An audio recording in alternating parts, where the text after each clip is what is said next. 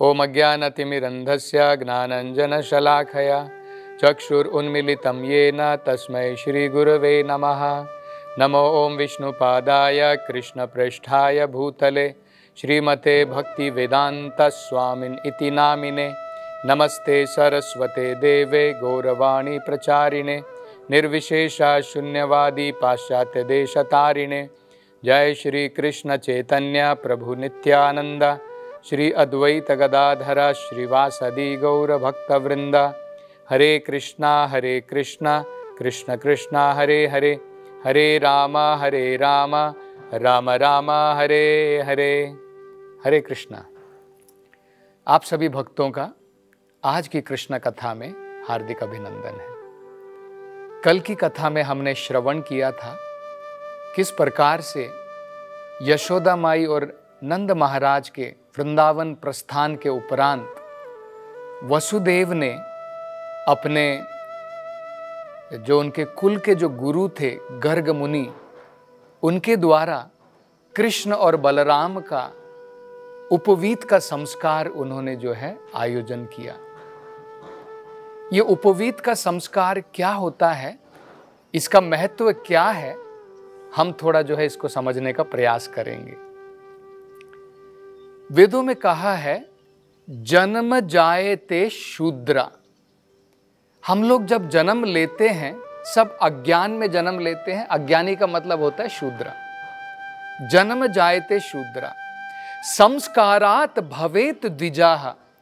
जब हम अनेकों प्रकार के संस्कार अपने जीवन में अपनाते हैं, उन संस्कारों के द्वारा हमारा दूसरा जन्म होता है, जिसे कहते हैं द्विजा। जा का मतलब जन्म, द्वि का मतलब दूसरा।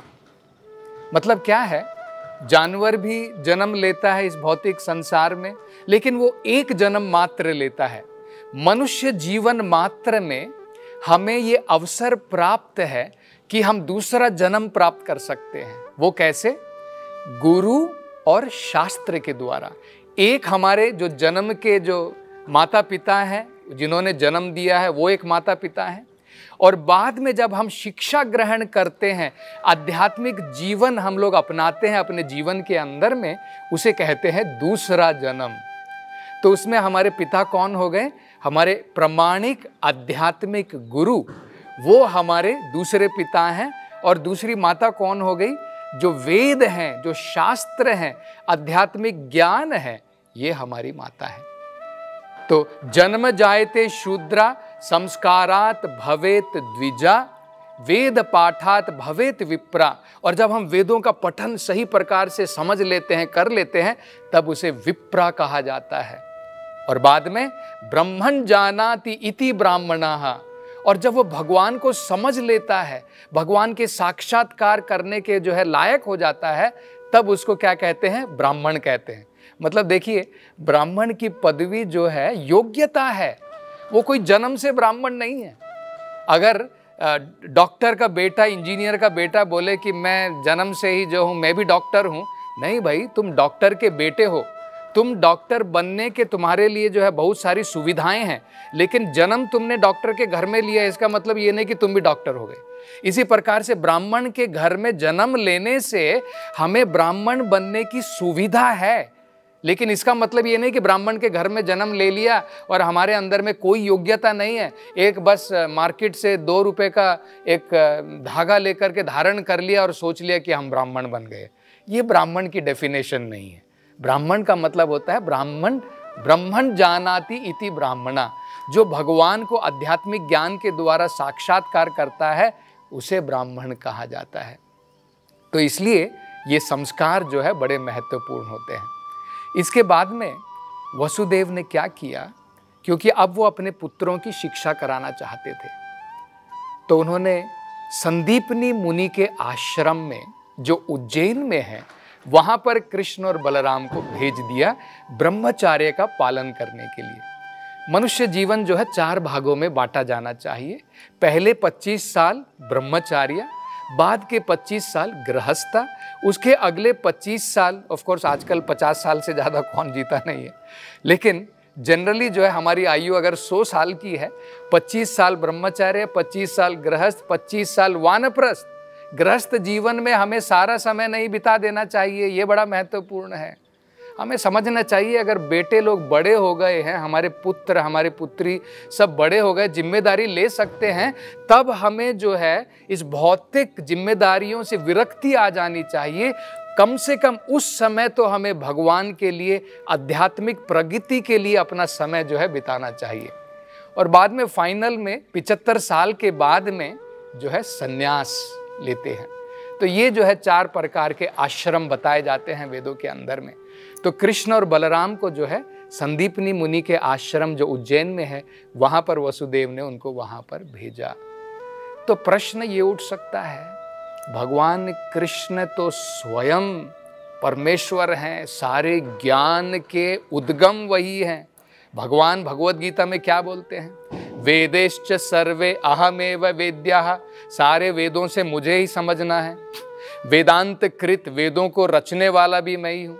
वेदवित, वेदों को समझने वाला भी मैं ही हूँ। तो जो भगवान सारे वेदों के, सारे ज्ञान के स्रोत हैं, जिनसे सबका उद्गम हुआ है, वो भगवान को भला गुरु के पास में जाकर के विद्या प्राप्ति की क्या जरूरत पड़ी? भगवान को विद्या प्राप्ति की कोई जरूरत नहीं है। लेकिन भगवान अपने इस आचरण के द्वारा सारी मानव सभ्यता को ये समझाना चाहते थे, मनुष्य जीवन में अत्यंत आवश्यक है कि हम आध्यात्मिक प्रगति के लिए प्रामाणिक गुरु का आश्रय लें। इसलिए वेदों में क्या कहा गया है? मनुष्य जीवन के अंदर में, मतलब अथातो ब्रह्मन जिज्ञासा। ये जब मनुष्य जीवन की हमें प्राप्ति हुई है 84 लाख योनियों में, ये अत्यंत श्रेष्ठ है। बहुत सारी योनियों के बाद में मनुष्य जीवन की प्राप्ति हुई है। भला हम लोग भी अगर अपने जीवन को जानवरों की तरह लगा दें, मनुष्य जीवन का फिर फायदा क्या हुआ?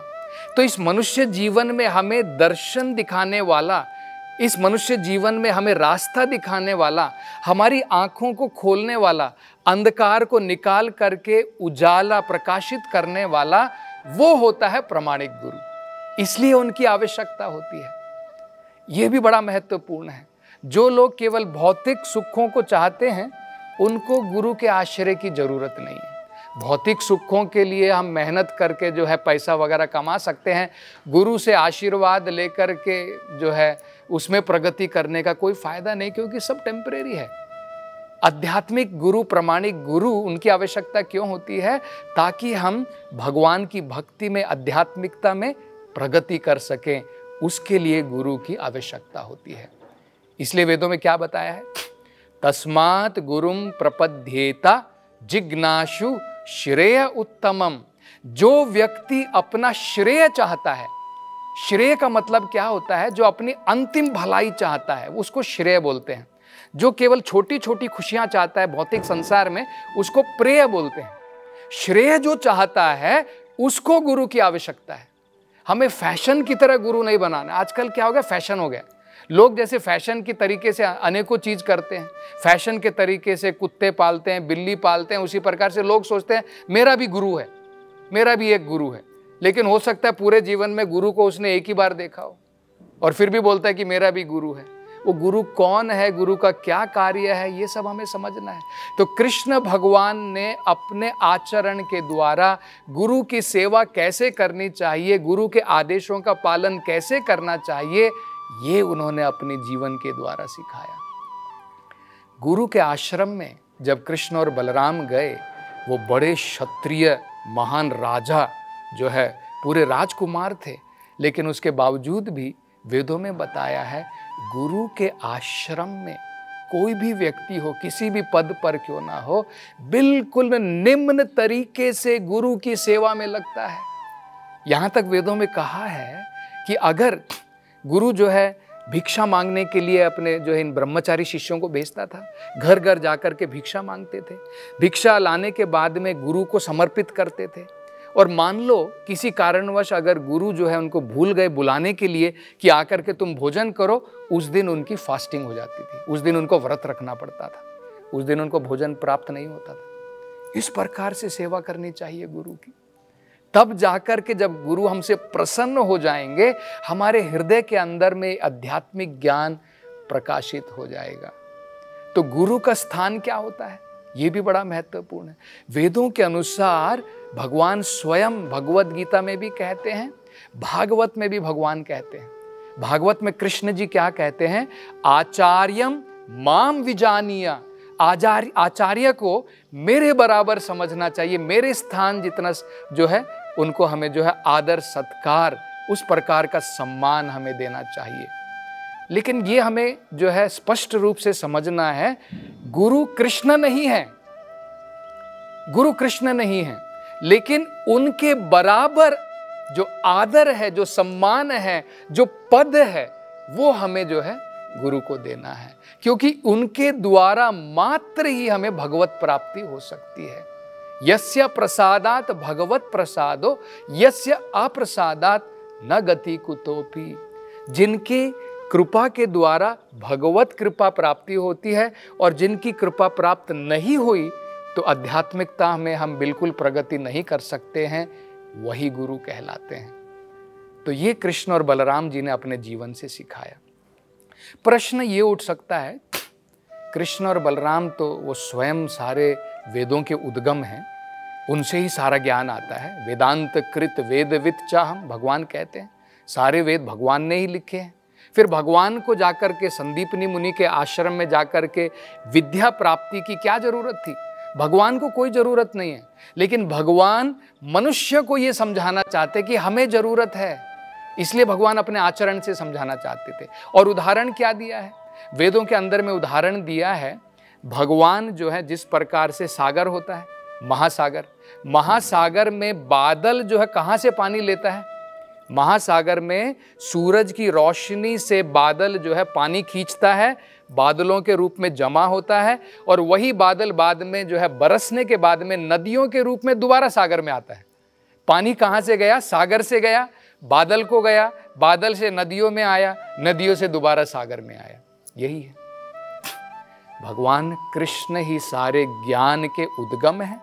उन्हीं से ज्ञान बादलों के रूप में गुरु लेते हैं या संदीपनी मुनि ने लिया, और बाद में बरसते हैं और नदियों के रूप में वापस जो है सागर में ही आते हैं। तो जब वो ज्ञान दे रहे हैं वो इसी प्रकार से है, वो केवल हमारी भलाई के लिए भगवान हमें समझाना चाहते हैं, वो स्वयं इस प्रकार से अनुसरण करना चाहते थे। ये एक उदाहरण हमारे लिए देना चाहते थे, हमें किस प्रकार से आध्यात्मिक ज्ञान की प्राप्ति करनी चाहिए इस भौतिक संसार में। तो इस प्रकार से उन्होंने जो है ये कार्य किया। उन्होंने सारे जो है ब्रह्मचर्य का पालन किया, जिस प्रकार से हमारे जीवन के अंदर में, जैसे मैंने बताया था, ब्रह्मचर्य, गृहस्थ, वानप्रस्थ और सन्यास होता है। तो जितने भी विधि विधान ब्रह्मचर्य के होते हैं उन्होंने उनका सबका पालन किया। इसके द्वारा क्या हुआ? संदीपनी मुनि बड़े प्रसन्न हो गए, और प्रसन्न होने के कारण उन्होंने सभी प्रकार की विद्याएं, उनका ज्ञान जो है इन अपने दो शिष्यों को दिया। और क्योंकि कृष्ण और बलराम जो है वो क्षत्रिय थे, वो वसुदेव के पुत्र थे, तो खासकर जो है उन्हें राजनीति, उसका ज्ञान दिया गया। राजनीति किस प्रकार की होती है? राजनीति में क्या होता है? 3-4 चीजें होती है, जैसे किस प्रकार से राजा को संधि करनी चाहिए, किस प्रकार से राजा को जो है युद्ध करके कई बार जो है शांति प्रदान करनी चाहिए, किस प्रकार दूसरे राजाओं को आश्रय देना चाहिए। कई बार तो यहाँ तक बताया जाता है कि राजनीति में जो है फूट डालो शासन करो, ये भी हो सकता है। ये सब राजनीति के हैं। इसी प्रकार से नीति शास्त्र क्या होता है? नीति शास्त्र के अंतर्गत में भी जो है उन्होंने जो भी विद्याएं थी वो सब भी उन्होंने जो है उनको सिखाई। और भागवत में बड़ा सुंदर वर्णन दिया गया है कि किस प्रकार से कृष्ण और बलराम ने संदीपनी मुनि के जो है उनके द्वारा पढ़ाए गए सभी पाठों को तुरंत जो है वो सीख लेते थे। 64 दिन के अंदर में 64 डेज, 64 दिन और 64 रात्रि के समय में उन्होंने सारे पाठ सीख लिए। हमें तो आजकल 10-10 सालों तक जो है हम पाठ पढ़ते रहते, फिर भी हमारी समझ में नहीं आता। हम समझ सकते हैं भगवान किस प्रकार से दिन में पाठ पढ़ाए जाते थे, रात्रि तक वो सारे पाठ सीख लेते थे। जैसे उदाहरण के तौर पर भागवत में इसका वर्णन किया गया है क्योंकि कई बार हो सकता है कि हम लोग सोचें कि भाई ब्रह्मचार्य में क्या सिखाया जाता है। आजकल के स्कूलों में अनेकों प्रकार की विद्याएं दी जाती हैं और हम लोग कई बार डरते हैं कि गुरुकुल में ना डालें अपने बच्चों को। गुरुकुल में क्या सीखेंगे बच्चे लोग, है ना? ऐसा नहीं है। अगर हम देखेंगे भागवत में, गुरुकुल में सभी प्रकार की विद्याएं सिखाई जाती थी, सभी प्रकार की विद्याएं। जितने भी आज अनेकों प्रकार की विद्याएं हम देख रहे हैं इस भौतिक संसार में, ये सारे के सारे वेदों के अंदर में है। वेदों को क्या कहा जाता है आपको पता है? वेदों को कहते हैं कल्प वृक्ष। कल्प वृक्ष का मतलब क्या होता है? डिजायर ट्री, जिसको हम हिंदी में, इंग्लिश में, अंग्रेजी में बोल सकते हैं, जो हमारी सारी इच्छाओं को पूरी कर सकता है। तो वेदों के अंदर में सब ज्ञान दिया है। अगर आप देखेंगे वेदों के अंदर में धनुर्विद्या भी दी है। जैसे द्रोणाचार्य जो है मिलिट्री साइंस, जो है सैन्य ज्ञान, सेना किस प्रकार से बनानी है, उसका व्यूह किस प्रकार से करना है, उसकी रचना किस प्रकार से करनी है, वो भी वेदों के अंदर में दिया है। फिर उसके साथ में धनुर्विद्या दी है। धनुर्विद्या के साथ में ज्योतिष शास्त्र भी है। ज्योतिष शास्त्र के द्वारा जो है हम लोग देख सकते हैं कुछ आगे क्या होने वाला है, भविष्यवाणी कर सकते हैं, जातक देख सकते हैं, कुंडली बना सकते हैं। ये सब जो है ज्योतिष शास्त्र के द्वारा संभव है। आयुर्वेद शास्त्र भी है, मेडिकल साइंस भी हम लोग देख सकते हैं वेदों के अंदर में। शिल्पी शास्त्र भी है, आर्किटेक्चर है। सारे के सारे ज्ञान जो है ये सब वेदों के अंदर में है। अंतर क्या होता है? देखिए आज का अंतर हम लोग सोचेंगे फिर अगर ये सब पहले वेदों के अंदर में भी था, आज भी है, अंतर क्या है? अंतर इतना होता है, सबसे प्रमुख आध्यात्मिक ज्ञान होता है। ये सारी जो ज्ञान की शाखाएं हैं उस आध्यात्मिक ज्ञान की सहायता के लिए बनी है। ये बड़ा महत्वपूर्ण है। मनुष्य जीवन में शरीर और आत्मा को साथ रखने के लिए जो भी ज्ञान जरूरी है सब वेदों में दिया है। अपना पेट कैसे भरना है, शरीर का पालन कैसे करना है, आत्मा को, शरीर को तंदुरुस्त कैसे रखना है। लेकिन बाद में क्या है? आध्यात्मिकता में प्रगति महत्वपूर्ण है। शरीर को व्यायाम करके, योग करके हम लोग तंदुरुस्त बनाते हैं और बाद में अगर इंद्रिय तृप्ति में लगते हैं, सब वेस्ट है, सब व्यर्थ है। आज का जो है अंतर यही है। सारे के सारे ज्ञान जो है, जैसे मान लीजिए एक उदाहरण देता हूं, एक पेड़ है, पेड़ की शाखाओं से अगर आप पेड़ की शाखा को पेड़ से अलग कर दो तो क्या होगा? थोड़े समय के बाद में सूख जाएगी। आज के सारे ज्ञान जो हैं पेड़ से कट करके गिरी हुई, सूखी हुई शाखा के मात्र बराबर है। तो आज की कथा हम यहीं पर समाप्त करेंगे। कल की कथा में हम देखेंगे किस प्रकार से कृष्ण और बलराम ने अनेकों प्रकार की विद्याएं सीखी अपने जीवन के अंदर में। वो कौन कौन सी विद्या थी, कल इसकी चर्चा हम करेंगे। हरे कृष्णा।